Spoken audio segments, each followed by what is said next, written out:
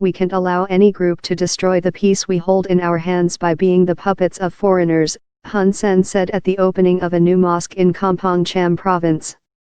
We cannot allow foreigners to use Khmers to kill Khmers anymore, he said, referring to the Khmer Rouge genocide that destroyed Cambodia in the 1970s. Hun Sen, 65, is a former Khmer Rouge soldier who switched sides before it was driven out.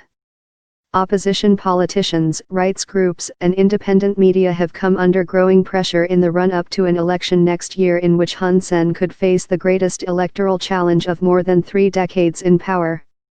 One of China's closest allies in the region, Hun Sen has increasingly ignored criticism from Western donors whose budget support is no longer as critical as during the early years of his rule when Cambodia was little more than a failed state. Saka was arrested in a raid on his home early on Sunday. He had still not been allowed to see his lawyer by Monday, his daughter, Monavithya Kem, said on Twitter.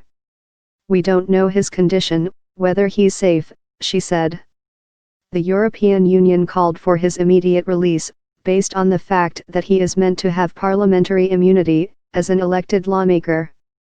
Along with recent actions by the authorities against NGOs and some media organizations, this arrest suggests a further effort to restrict the democratic space in Cambodia, the EU said in a statement. Spokeswoman Heather Nauert said the steps raise serious questions about the government's ability to organize credible national elections in 2018 which produce an outcome that enjoys democratic legitimacy. Hun Sen has steadily increased his rhetoric against the United States, ending joint military exercises, expelling a U.S. pro-democracy group and on Sunday accusing Washington of conspiring with Kem Sokha. Its final headline, on the arrest of Kem Sokha, was "Descent into Outright Dictatorship." Writing by Matthew Tostevan.